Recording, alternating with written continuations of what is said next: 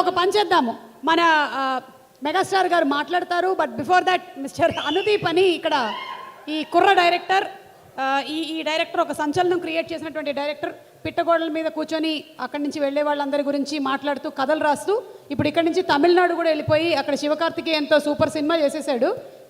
చెప్పు అనుదీప్, కథ వెనకాల కథ ఏంటి?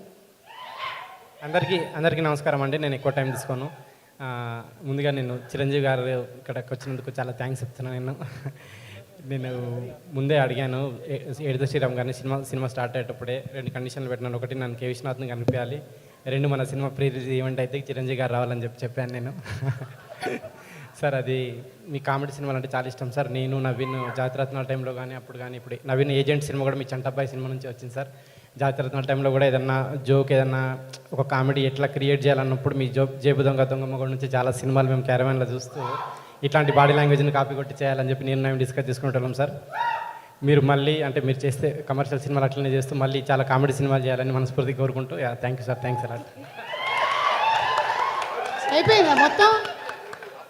ఇంత ఫాస్ట్గా రోడ్డు మీద బుక్స్ అమ్ముతారు కదా సార్. ఈ బుక్ సార్ తీసుకోండి సార్ అట్లా మొత్తం అయిపోయింది, మొత్తం టపా.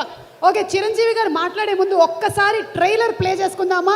Trailer of first day first show please. Trailer.